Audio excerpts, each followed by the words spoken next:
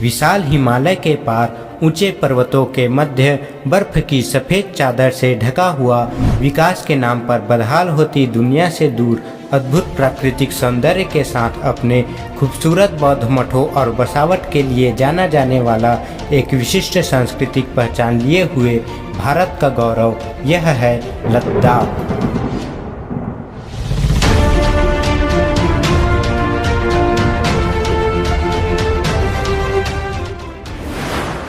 लद्दाख भारत का एक केंद्र शासित प्रदेश है जो उत्तर में काराकोरम पर्वत और दक्षिण में हिमालय पर्वत के बीच स्थित है। हिमालय का यह हिस्सा आम हिमालय जैसा नहीं है। यहाँ के पहाड़ों पर न हरियाली है और न ही आसमान भेदते ऊंचे पर्वत शिखर। खून जमा देने वाली सर्दियाँ हों या ऊंचाई पर होने के कारण हवा में ऑक्सीजन की कमी, जीवन के लिए हर तरफ बेहद कठोर परिस्थितियाँ मौजूद है। लद्दाख एक ऊंचा पठार है जिसका अधिकतर हिस्सा 3000 मीटर से भी अधिक ऊंचा है। लद्दाख भारत का सबसे बड़ा केंद्र शासित प्रदेश है, लेकिन जनसंख्या में यह भारत के सबसे विरल जनसंख्या वाले भागों में से एक है। लद्दाख का कुल क्षेत्रफल 1,66,698 वर्ग किलोमीटर है, जिसमें 59,146 वर्ग किलोमीटर का क्षेत्र भारत के नियंत्रण में है और बाकी का क्षेत्र पाकिस्तान और चीन के अवैध कब्जे में है। गिलगित बाल्टिस्तान जो कि पाकिस्तान के कब्जे में है और अक्साई चीन जिस पर चीन का कब्जा है, यह दोनों ही क्षेत्र लद्दाख का ही हिस्सा है। विभाजन से पहले गिलगित बाल्टिस्तान लद्दाख का एक जिला था। स्कार्दू लद्दाख की शीतकालीन राजधानी और लेह ग्रीष्मकालीन राजधानी हुआ करता था।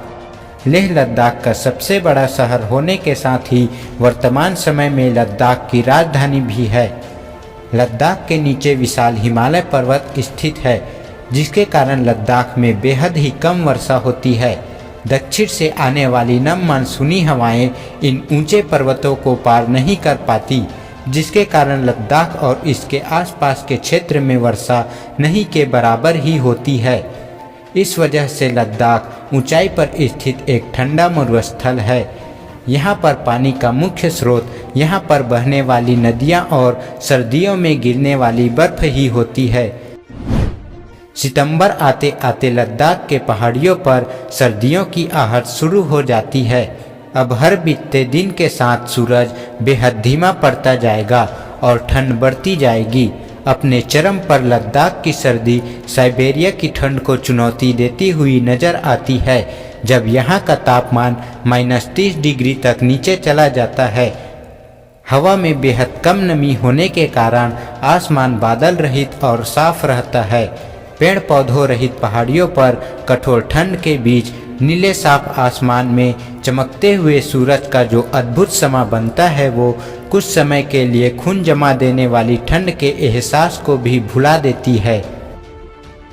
आने वाली कई महीनों तक यही हालात बने रहने के बाद गर्मियों की शुरुआत होती है। अब धीरे धीरे यहाँ का तापमान बढ़ने लगता है और लद्दाख की छोटी लेकिन उतनी ही मनोरम गर्मियों का मौसम इन वादियों के बीच अपनी रंग बिखेरती है। यह वो दौर होता है जब भारत के मैदानी इलाकों में झुलसा देने वाली गर्मी पड़ रही होती है। इसी गर्मी से बचने के लिए हर साल लाखों की संख्या में सैलानी लद्दाख का रुख करते हैं। सिर्फ ये सैलानी ही यहाँ आने वाले इंसान नहीं हैं, बल्कि बेहद विषम परिस्थितियों के बावजूद दूर दूर में ही सही इंसानी बसावट भी मौजूद है। और ये इंसानी बस्तियाँ भारत के सबसे ऊंचाई पर स्थित मानव बस्तियाँ हैं। यहाँ की अधिकांश जनसंख्या घुमक्कड़ है, जिसकी प्रकृति, संस्कार और रहन सहन तिब्बती लोगों से मिलती जुलती है। लेह और कारगिल लद्दाख की प्रमुख शहरें हैं। अपने खूबसूरत बौद्ध मठों और बसावट के लिए जाना जाने वाला लेह श्रीनगर और मनाली तक नेशनल हाईवे से सीधा जुड़ा हुआ है। यहाँ पर हवाई मार्ग से कमर्शियल फ्लाइट के द्वारा भी दिल्ली से सीधे लेह पहुँचा जा सकता है। लेह के साथ ही कारगिल का इलाका भी सामरिक रूप से अत्यधिक संवेदनशील और खतरनाक है। इस इलाके की सुरक्षा के लिए भारतीय सैनिक बेहद ठंड में भी 24 घंटे लगे रहते हैं। सुरक्षा की दृष्टि से बेहद खतरनाक होने के बावजूद लद्दाख अपनी प्राकृतिक सुंदरता के कारण अच्छी खासी लोकप्रियता लिए हुए है। प्रकृति की इस सुंदर रचना लद्दाख में बारिश भले ही कम होती है, लेकिन नदियों और झीलों की कोई कमी नहीं है। ऐतिहासिक महत्व रखने वाली सिंधु नदी लद्दाख की जीवन रेखा मानी जाती है। साथ ही जंस्कार और श्योक नदी इस इलाके में बहने वाली प्रमुख नदियां हैं। पहाड़ों से पिघलने वाली बर्फ का पानी इन नदियों के जरिए न केवल यहाँ के बल्कि सुदूर मैदानी इलाकों के निवासियों को भी जीवन प्रदान करता है।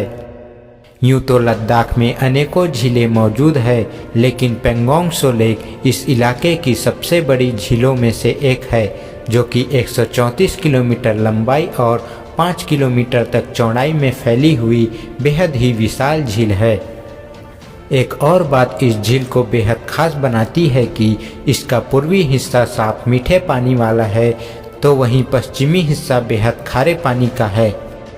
लद्दाख के ज़्यादातर पहाड़ हिमालय के मुख्य पहाड़ों से अलग सूखे और भूरे रंग के वनस्पति विहीन नजर आते हैं, लेकिन इस वीराने में भी एक मदहोश कर देने वाली खूबसूरती छिपी हुई है। इन पहाड़ियों पर पेड़ पौधे भले ही बड़े तादाद में मौजूद ना हो, लेकिन लद्दाख में जीवन की कोई कमी नहीं है।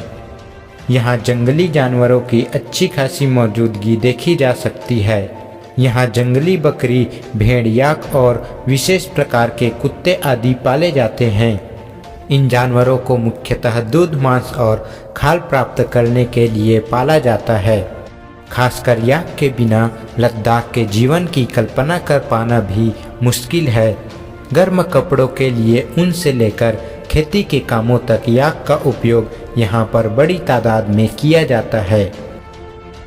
लद्दाख की कठोर परिस्थितियों में रहना किसी भी आम इंसान के लिए एक बेहद कड़ी चुनौती हो सकती है, लेकिन अपने मजबूत इरादों और शरीर के साथ लद्दाखियों के लिए यह जरा भी मुश्किल भरा काम नहीं है। बर्फ पिघलने और स्थानीय नदियों के पानी से यहाँ की जाने वाली गेहूं और जौ की खेती को सींचा जाता है। खेती आज भी लद्दाख में एक बड़े हिस्से को रोजगार देती है। एक समय तक खेती पर मुख्यतः निर्भर रहने वाले लद्दाख में बदलते समय और बढ़ती पर्यटन के कारण टूरिज्म और व्यापार का यहाँ की अर्थव्यवस्था में हिस्सा बढ़ रहा है। लद्दाख अपने विशिष्ट सांस्कृतिक पहचान के लिए भी जाना जाता है, जो कई शताब्दियों से आज भी शुद्ध रूप में बची हुई है। इसमें तिब्बती जीवन और बौद्ध धर्म दोनों की मिली जुली झलक देखने को मिलती है। दुनिया की भाग दौड़ से दूर प्रदूषण रहित हवा और बादलों के नहीं होने से आसमान का रंग चमकीला नीला होता है। इस नीले आसमान के नीचे भूरी पहाड़ियाँ और मैदान और कहीं कहीं मोती से साफ पानी की झीलों की मौजूदगी किसी भी इंसान को एक अलौकिक दुनिया में होने का अनुभव करवा सकती है। आज बाकी की दुनिया की तरह लद्दाख की मॉडर्न होती दुनिया में लद्दाख अपनी प्राचीन सांस्कृतिक पहचान को बचाने की जद्दोजहद में जुटा हुआ है। तेजी से बदलती और विकास के नाम पर बदहाल होती दुनिया से दूर हिमालय की गोद में बसा हुआ लद्दाख अपने दिलकश नज़ारों से अपनी और भारत भूमि की संपूर्णता का वो भव्य एहसास कराती है, जिसकी कल्पना कर पाना बेहद ही मुश्किल है। इस वीडियो में बस इतना ही। हमारी आगे आने वाली वीडियो देखने के लिए चैनल को सब्सक्राइब जरूर कर ले। वीडियो पूरा देखने के लिए आपका धन्यवाद।